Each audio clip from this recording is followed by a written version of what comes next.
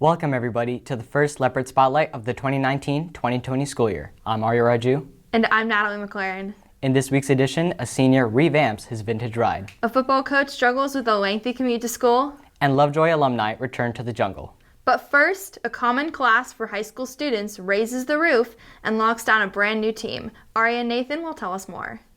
Cybersecurity is such a hot issue right now because there are so many vulnerabilities. Just a couple of weeks ago, we found out over the news that the Texas state government was hacked by ransomware.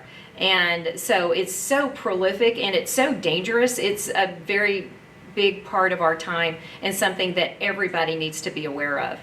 The U.S. Air Force has created a joint venture with Cisco Systems to teach and encourage students how to detect unsafe digital security through a contest called Cyber Patriot. Cyber Patriot is competition among high schoolers, and middle schoolers can also get teams, and they compete against each other to find the vulnerabilities of a computer system.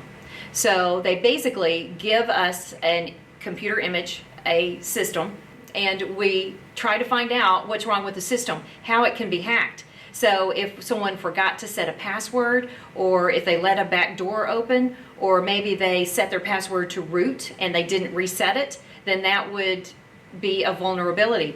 Ms. Ford, the computer science teacher, has started a cybersecurity team to teach students how to detect insecure digital networks. The team meets every Wednesday before and after school. The cybersecurity team is going to be learning the inner networking of a computer, how computers talk to each other, how they're networked, how packets work, how they're distributed, and what makes one network system more secure than another network system.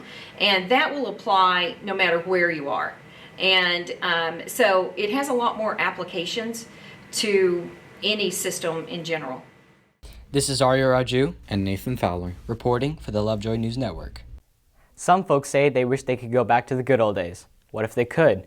A senior answered that question. Cheney has the story.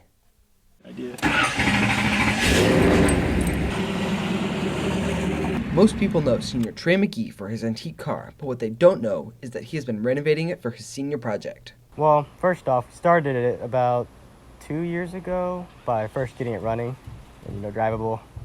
Then after that, last year we redid the engine and transmission, and now we're just doing little aesthetic features. We've been rebuilding it slowly, painting it, and also using it as my senior project, so like a double kind of thing going on. Trey has pursued knowledge from a mentor to help him rebuild his car, such as his father and cars, Corvettes, and Customs. This car has been done in multiple phases. We did the engine, we did the suspension. The next phase is to do the paint job, going through the process of building modernizing the car to today's standards, making it newer, making it a good, comfortable car to drive, and all that. This is a 1984 Trans Am. Has a WS6 performance package on it, so I think we're going to keep it, and when I go off to college, I'll probably leave it here because it doesn't get great gas mileage. This is Lee Kinnebrew, Jake Picarillo, and Cheney Kelly reporting for the Lovejoy News Network. Honking horns, backed up highways, and car accidents are typical on morning commutes. But Coach George's commute is anything but typical. Noah and Annabeth have the story. The George family is well known in the sports world of Lovejoy, but they too have their ups and downs with their lengthy commute every day during the school year. A lot of times we all feel like we're passing each other on the road. My wife, we're traveling 2 cars up and down 121 every day, and trying to balance getting kids to after-school activities. It's rather hectic. My sophomore daughter, Carly's in the band, and so she's here every morning. They're out in the parking lot and practicing by 7. So we leave our house around 5:45, 5:50 each morning. Well, I get up at 4:45 every morning and don't get home till after 8. So the lack of sleep is very affecting. With the early mornings for Coach George and his daughter, the minimal time they spend with family is hard to believe. It's hard not seeing my family because I leave before my younger siblings get up, so I don't really see them. I see them for 15 minutes when I get home, but not seeing them, it's hard. Through thick and thin, Mrs. George, the assistant principal at Lovejoy Elementary, is the glue for this family. With Coach George coaching, Claire training, and their sophomore daughter Carly in band, the amount of things that need to be done for the George family is massive. My wife is the one that is the angel and the savior of our family. She's been the one that has to sacrifice and do a lot of that in the fall. Even though the extensive commute can be exhausting, the George family still has their reasons for why Lovejoy ISD is worth their trek. For us to be, our family to be here, to all be back together again, the same school district, all work together, that's what motivated me the most. It's been an extreme joy to work here, and the acceptance and the feeling of family here, being able to have an impact on kids, both in the classroom and on the field, and then watching my own kids flourish. With the help of her co-trainers, Claire discovers something within herself to last her a lifetime. Moving to Lovejoy, I finally found my true friend group, and I finally got involved in something. So with athletic training, I found my people and my career that I want to do. This is Noah Nadeau and Annabeth Smith reporting for the Lovejoy News Network. A majority of students look forward to the day of graduating high school to do their own thing. However, some Lovejoy graduates decided that teaching at Lovejoy is the place to be. Jackie and Bradley will give us the rundown. I've always wanted to come back to teach at Lovejoy High School. As soon as I found out Dr. Goddard was going to be the new superintendent here, I immediately thought to myself, okay, let me go check the job boards and see if there's something within the engineering robotics kind of field I wanted to go into. And sure enough, there was. So I took that as a sign. Although the classrooms and cafeteria still feel familiar for these returning alumni teachers, getting back in the high school atmosphere can be a strange experience. Oh, it's weird. It feels like I shot through a time machine somehow, and here I am, but I'm an adult who's working here.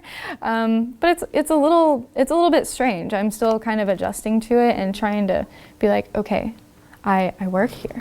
I don't just pull into the parking lot with my yellow tag. I don't know. It's a really cool experience to come full circle and have that happen. This was Mr. Mack's gift to each of his AP art students in 2010. It's just exciting being back here, having your former high school principal, now superintendent, being the leader, and having teachers that you learned from still teaching here. It's really surreal. That field is the high school that we're standing in right now. From the STEM wing to the press box, many things have changed here at Lovejoy, and the high school these alumni remember was quite different. I think Lovejoy has really positioned itself as even more of an elite high school. You see, when I was coming through, first graduating class, it was still all very new.